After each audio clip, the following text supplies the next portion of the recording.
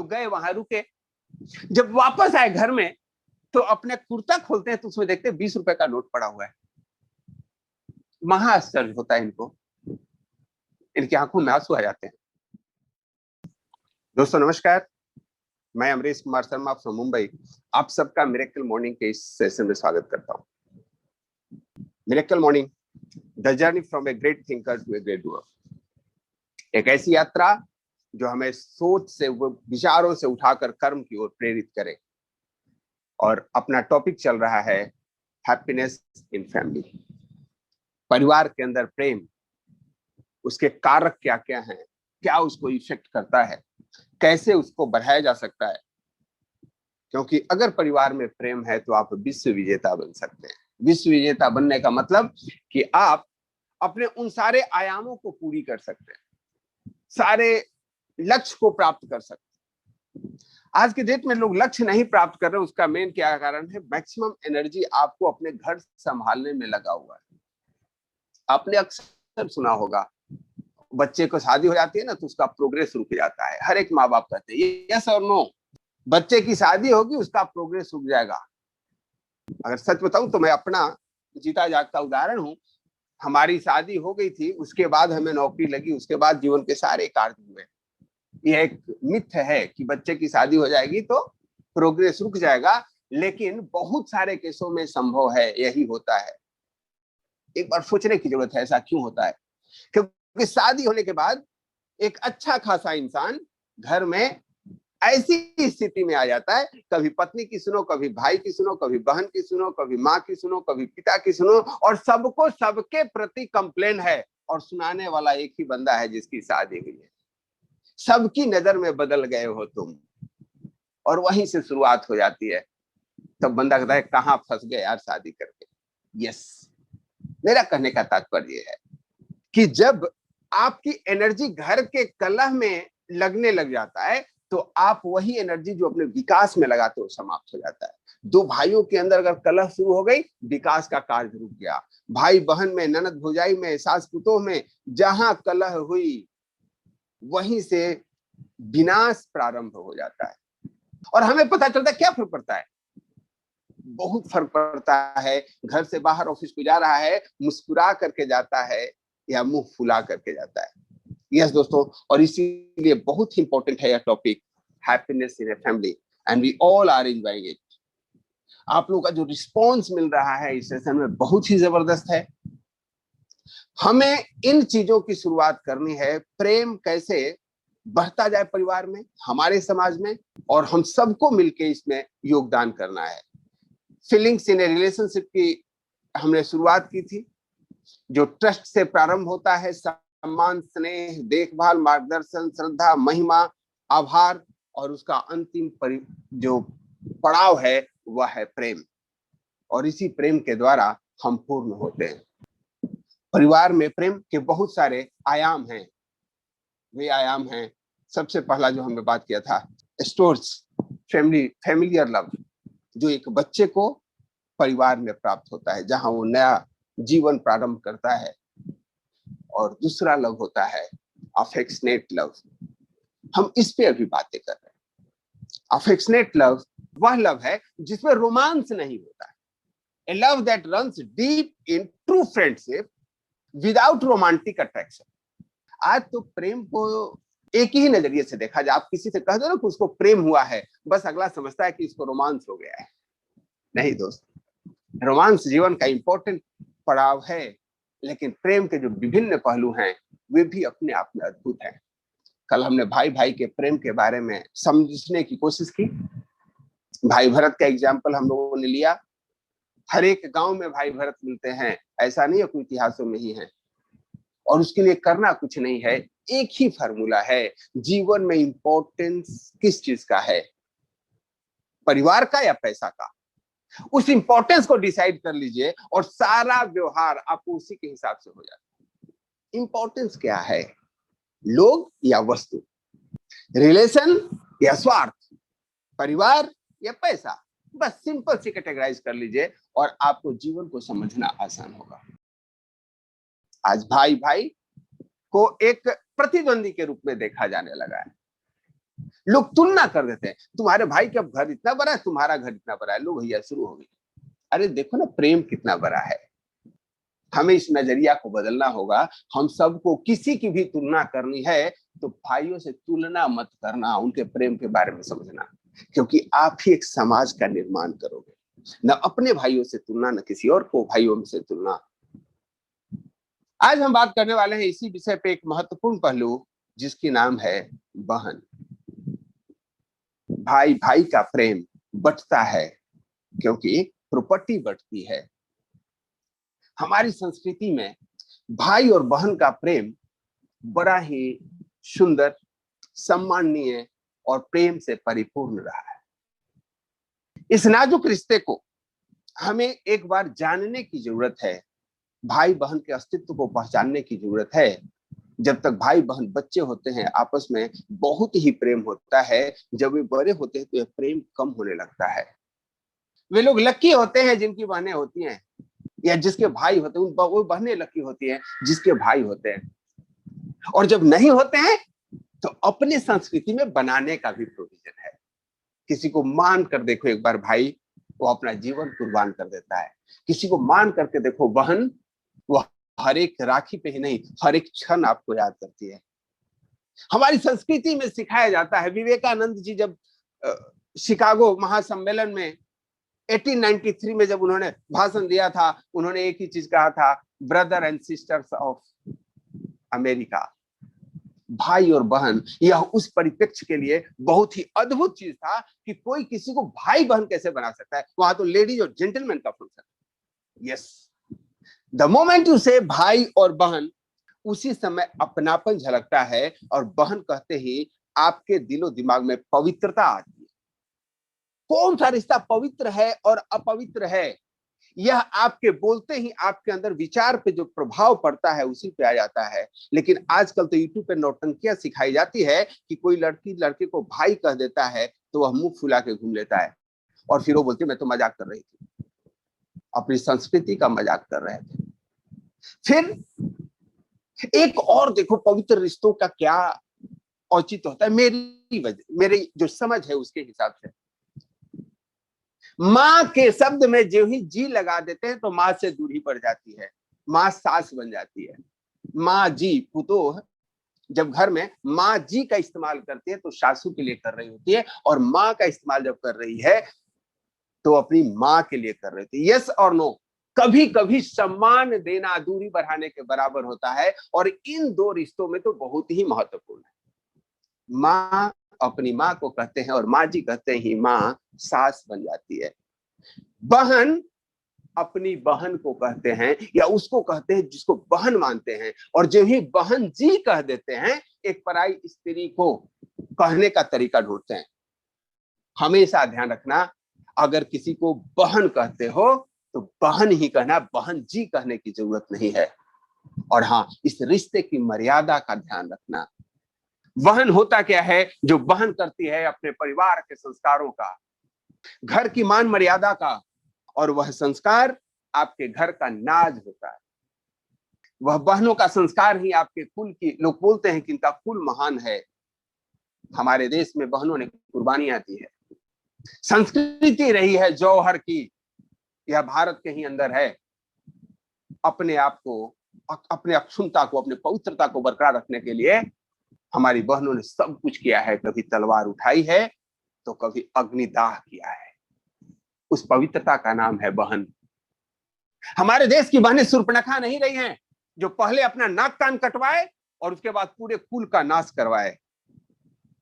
हम उस संस्कृति के हैं जहां बहन उसको भी मान लेते हैं जो एक बार धागा लपेट देता है। यस, मैं एग्जाम्पल दे रहा हूं श्री कृष्ण और द्रौपदी का। श्री कृष्ण का हाथ कट गया था चक्र सुदर्शन से, द्रौपदी अपने दुपट्टे को तोड़कर बांध देती है। रक्षाबंधन का प्रारंभ माना जाता है।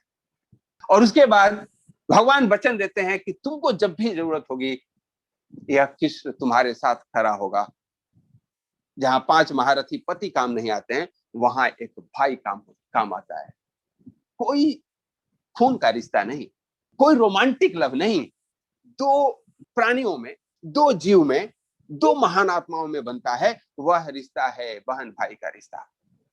अब हम अपने परिवार के रिश्ते की बात अगर करें तो वह रिश्ता कैसे प्राइमिंग करते हैं माँ बाप और उसका क्या परिणाम होता है, उस पर मैं थोड़ी सी चर्चा जरूर करूंगा।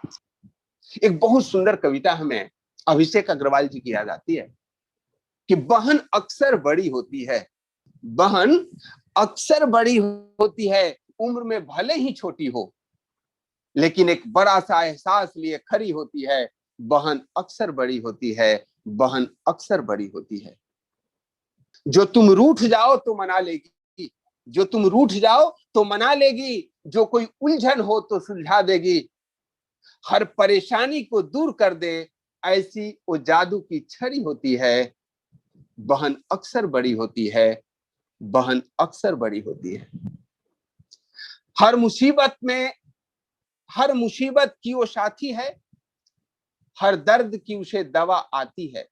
ध्यान दें, हर मुसीबत की वो साथी है, हर दर्द की उसे दवा आती है, तेरे लिए अपने मुश्किल भी भुला देगी, तेरी खुशी के लिए जी जान लगा देगी। वो एक चुलबुली सी प्यारी परी होती है, बहन अक्सर बड़ी होती है, बहन अक्सर बड़ी होती है। उसे सिखाया जाता है कि हर चीज पर हक उसका है भाई से कम। उसे सिखाया जाता है कि हर चीज पर हक उसका है भाई से कम। दुनिया तो कहती ही है, पर अपने ही करते हैं उसकी आंखें नम। फिर भी वो मुस्कान लिए अपने भाई के साथ खड़ी होती है, फिर भी मुस्कान लिए अपने भाई के साथ खड़ी होती है। बहन अक्सर बड़ी होती है, बहन अक्सर बड़ी होती है। तेरा हर दर्द उसका अपना है, उसे तो सपने देखने की इजाजत नहीं। तेरा हर दर्द उसका अपना है, उसे तो सपने देखने की इजाजत नहीं, इसीलिए तेरा सपना ही उसका सपना है। कोई सुने उसकी भी बात, कोई पूरी कर दे उसकी भी फरियाद। बस आंखों में चमक, दिल में उम्मीद लिए, होठों को सिए खड़ी होती है। बहन अक्सर बड़ी होती है, बहन अक्सर बड़ी होती है। हमेशा बहनों को परिवार में सिखाया क्या जाता है, उसके साथ व्यवहार क्या किया जाता है, गौर करना। जब वो मायके में होती है तो हमेशा उसको बताया जाता है कि ये तो पराई घर जाने वाली है, और जब वो ससुराल में जाती है तो वहां सुनने को मिलता है ये तो पराये घर की है। घर में प्रेम को तोड़ने का काम पूरा परिवार करता है। वह ब्लेम उस पे नहीं आता, उन लोगों पे नहीं आता है, लेकिन उस बहू पे जरूर आती है। नाम लगता है ये तो पराये घर से आई है। और जो अपने घर में कोई बात रखती है तो उसको एहसास दिलाया जाता है कि तुम तो पराये घर की हो। पता नहीं चलता है कौन सा घर उसका अपना है। उस द्वंद में उसका पालन पोषण होता है। मैं एक घटना सुनाता हूं आपको। एक लड़की की शादी हो रही थी, लड़की के संस्कार अच्छे थे, उसने अच्छी पढ़ाई लिखाई की थी, ईश्वर की कृपा से वह सुंदर भी थी। लड़के वाले लड़की देखने आए और उनको लड़की पसंद आ गई, वे शादी के लिए तैयार हो गए। लेकिन जब शादी की तैयारी होने लगी तो आजकल स्पेस दिया जाता है, लड़का लड़की आपस में बात कर सकते हैं। सबने बात भी करना शुरू किया। जब शादी एकदम नजदीक आ गई तो चर्चा चल रही थी, भाई कुछ लेन देन है नहीं, बहुत अच्छा परिवार है, सारे खुश थे। तभी लड़की ने अपने घर में प्रस्ताव रखती है कि मेरी शादी में आप दहेज क्या दे रहे हो। अब सबके लिए बड़ा अटपटा विषय था, सारे संत स्तब्ध हैं। अरे कोई अपनी शादी में दहेज कैसे मांग सकता है। लेकिन लोग करे तो क्या करें, लड़की है, शादी उसी का है, पूरे रिश्तेदार पहुंचने शुरू हो गए हैं। शादी में 5 दिन बाकी है और लड़की ने सबके सामने कहा मेरी दहेज क्या दे रहे हो। कुछ लोग समझाने की कोशिश किए, बोली नहीं, लड़के वाले से पूछ लीजिए, लड़का तो मुझसे बोलता है कि दहेज चाहिए। अब लोगों ने लड़के से पूछा, लड़के ने कहा हाँ जी शादी हो रही है, दहेज तो चाहिए। और दहेज में कार, फ्रिज, टीवी, जो जो उसका डिमांड था पूरी लिस्ट ससुराल से आ जाता है। अब जो खुशी का माहौल था कि बिना पैसे की शादी हो रही है, उसमें ऊपर से 15-16 लाख का डिमांड खड़ा हो जाता है और अनमने तरीके से परिवार को जुटाना पड़ता है। माँ परेशान है, बाप परेशान है, भाई परेशान है, क्योंकि अचानक हुआ। पहले से खुशी मन रही थी, 2 महीना, 4 महीना, 5 महीना पहले शादी तय हो चुकी। लड़का पक्ष बढ़िया था, सब कुछ बढ़िया चल रहा था, उसके सम्मान में बड़े सम्मान पत्र पढ़े जा रहे थे।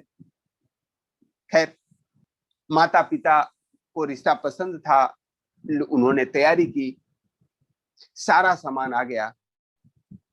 शादी के दिन जब शादी हो गई, विदाई के समय जब आया, सामान जब लोड होने लगा, लड़की ने मना कर दिया कि नहीं, मुझे कुछ नहीं चाहिए। उसके पति से पूछा गया, क्योंकि अब शादी हो चुकी है, तो उन्होंने बोला मुझे भी कुछ नहीं चाहिए। अब बड़ी अजीब स्थिति थी, फिर इतना खरीदवाया क्यों?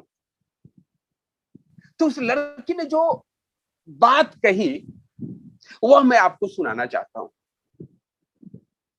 लड़की ने एक ही चीज कहा कि जब से मैंने जन्म लिया है और मैंने समझना शुरू किया है, तब से मेरी माँ यही कहती थी कि तुम्हारी शादी करनी है इसलिए मैं साड़ी बचा रही हूं, तुम्हारी शादी करनी है इसलिए मुझे कंजूसी करना है, तुम्हारी शादी करनी है इसलिए तुमको अच्छे स्कूल में पढ़ा नहीं सकती, तुम्हारी शादी करनी है इसलिए तुम सहेलियों के साथ घूमने नहीं जा सकती, तुम्हारी शादी करनी है इसलिए पैसे कम खर्च करो।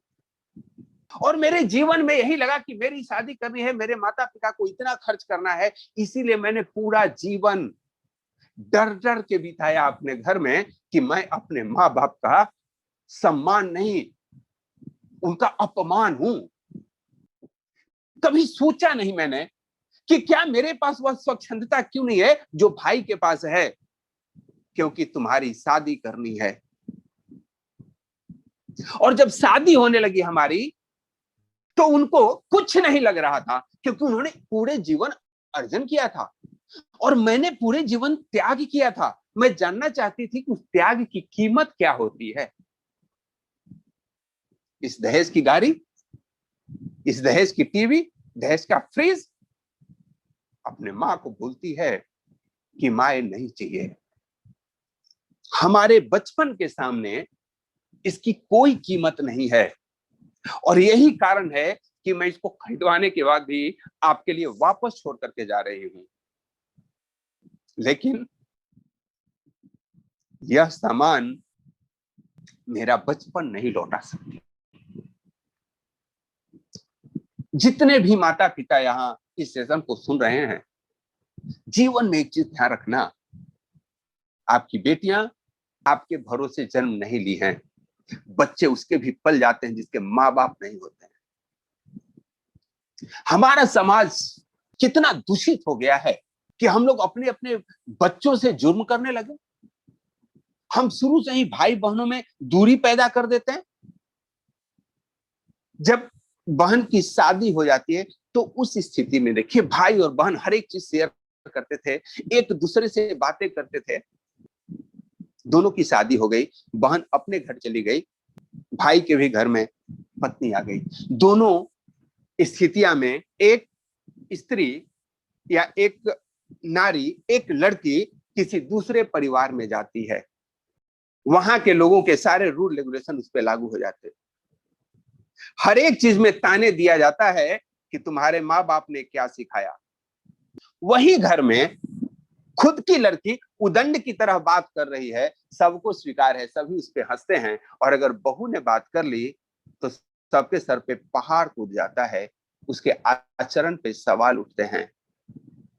और यही दोगली नीति जो है परिवारों की, आज हमारे परिवार के अंदर प्रेम को समाप्त कर रहा है। ध्यान रखें, कहानियां सारी सास यही कहती है, मैं तो अपनी बहू को नैन पुतली बना के रखती हूं। और इतना ही नहीं, हद तो तब हो जाती है कि उसी घर में अपने बेटी को शिक्षा ये देती है कि वहां जाकर के हमेशा ध्यान रखना, तुम्हारे बर्तन को इस्तेमाल नहीं कर ले, तुम अपने ननद को टाइट करके रखना, अपने सास से ऐसे व्यवहार करना। और वही घर में बहू है, उसके लिए उल्टी शिक्षा होती है। और जिन जिन घरों में ऐसा होता है, उसी घर में अक्सर देखा जाता है कि घर की बेटियां घर में आने के पहले सकुचाती हैं। क्यों? माँ बाप ने पैदा कर दी दूरी ननद और भौजाई के अंदर, अपने गलत शिक्षाओं की वजह से।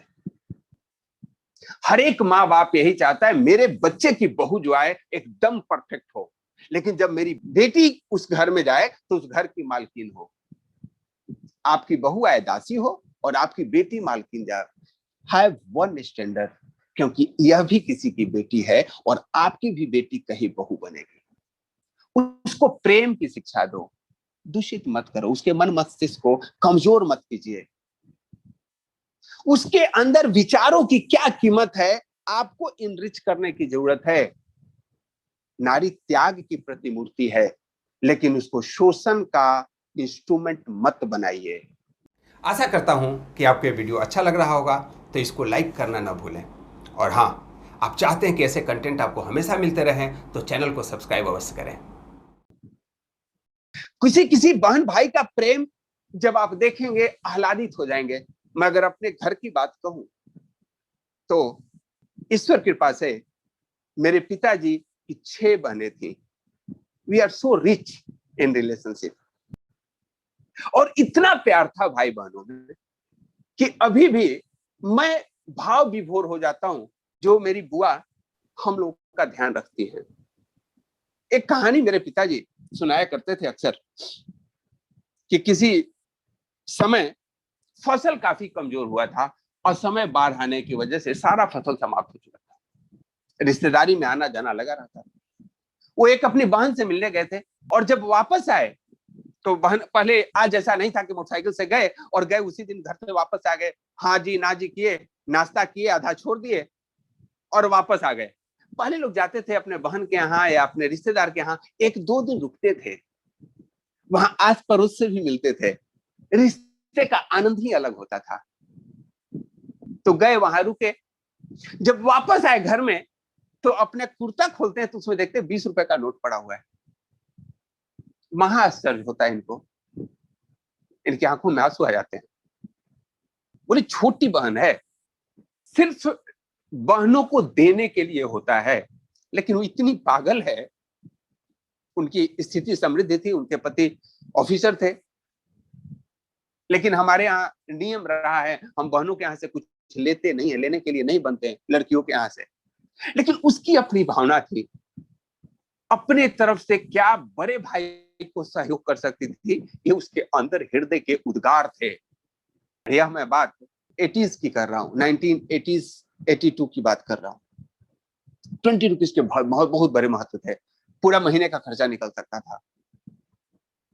बात पैसे की वैल्यू की नहीं है, बात सोच की है। आपकी घर की बेटियां कहीं भी रहती है, उसको अपना मायके स्वर्ग से भी प्रिय होता है, ध्यान रखें। लेकिन बदलते रिश्तों ने क्या किया है, जब वही बेटियां घर में आती है तो ऐसे ही तनाव की स्थिति हो जाती है। बहुओं को लगता है पता नहीं वो आएंगी तो क्या झगड़ा करा देगी, क्योंकि बहन बेबाक होती है, वो किसी को मुंह पे स्पष्ट कर सकती है। आपको लगता है कि वो चुगली कर रही है, वह जब घर में आती है तो आईना दिखा देती है कौन सी बहू कैसा व्यवहार कर रही है, क्योंकि वह अभी भी इस घर को अपना घर समझती है। आप उसको बाहर वाले समझने लग गए। स्थिति यहीं से प्रारंभ होती है। एक बेटी को हमेशा हक होना चाहिए कि अपने बाप के घर में आए तो उसको पूछना नहीं पड़े किचन में क्या है, इतना उसका अधिकार होना ही चाहिए। क्या हम ऐसे समाज की परिकल्पना कर सकते हैं? यस। और हमें पूरी आशा है जितने भी लोग इस सेशन में हैं इस एंगल पे जरूर सोच सकते हैं। बहुत सारी हमारी बहनें इस सेशन को अटेंड कर रही हैं, वो कहीं पे भाभी भी हैं और कहीं पे ननद भी हैं। एक चीज ध्यान रखना, जितना तुम्हारा तुम्हारे मायके पे हक है, जितना प्रेम है, उतना ही तुम्हारी ननदों का तुम्हारे घर पे हक है और उतना ही प्रेम है। जब वो तेरे घर पे पहुंचती है, प्रेम से बात और खाने के लिए सम्मान पूर्वक रखना, आपके घर के अंदर लक्ष्मी का वास होगा। क्योंकि उसका सबकॉन्शियस माइंड हमेशा यही प्रार्थना करती है कि हमारे भाई भतीजों का मान बढ़े, सम्मान बढ़े, धन धान परिपूर्ण हो, क्योंकि वह मायके में, वो अपने ससुराल में अपने मायके की वजह से सम्मान पाती है। कभी भी वो अपने मायके का बुरा नहीं चाह सकती, लेकिन उसको बुरा तब लगता है जब वो मायके आती है। उस समय बहुएं उससे बात नहीं करती, सब अपने आप को बिजी समझते हैं, भाई को समय नहीं है, या भाई अपने पत्नी से डर रहा है। कभी कभी तो घर में आने के बाद पंचायती शुरू हो जाती है। आपने पिछली बार ये कहा था, आपने पिछली बार ये कहा था, साइड करो इसको, वह इस घर की लक्ष्मी है, इसने उसको सींचा है। तुम्हारे घर की निर्माण जब तुम्हारे पिताजी के साथ कर रहे थे, उस समय उसकी शादी नहीं हुई थी, उसने ईंटें तक जोड़े हैं। और उस घर को आपका घर नहीं है जब कहते हो तो उसका हृदय तार तार होता है। यस लेडीज एंड जेंटलमैन, आपका परिवार है, हर एक रिश्ते की अलग अलग भूमिका है। उस भूमिका को समझना जरूरी है, उस प्रेम को पढ़ना जरूरी है। परिवार के कौन से व्यक्ति क्या सोचता है, उसकी भावनाएं क्या है, उसका सबकॉन्शियस माइंड में क्या चल रहा है। हमें आप सबसे प्रार्थना है, इस रिश्ते को रिव्यू जरूर कीजिएगा। और आज आप सभी अपने अपने बहनों से बात जरूर कीजिएगा। पुरुष है तो, अगर कोई महिला सुन रही है तो अपनी ननद से बात करेंगी। अपने अभिमान को गलित करो, कुछ नहीं रखा है, सब ठाट पड़ा रह जाएगा जब लाद चलेगा बंजारा। जैसे आपकी आज बेटी और बेटे आपस में खेलते हैं, कूदते हैं और हमेशा चाहते हैं उनमें प्यार बना रहे, ऐसा ही प्यार आपके भाई अपने बहनों से करते हैं। उनको दुराव लाने का कोशिश मत करो। तुम जितना अपने भाई से प्रेम करते हो, उतना ही प्रेम आपका पति अपने बहन से करता है। फिर रिश्ते को ननद बहू के खींचातानी में क्यों मिटाना। प्रेम जो अनुभव करने का चीज है, प्रेम जो पुष्पित और पल्वित करने का चीज है, और प्रेम से किसी का नुकसान नहीं होता है, फायदा ही होता है। उस प्रेम को सींचिए, उस प्रेम का आनंद लीजिए सदैव। अगर आपने इन रिश्तों को संभाल लिया, आपके घर में कभी प्रेम की कमी नहीं रहेगी।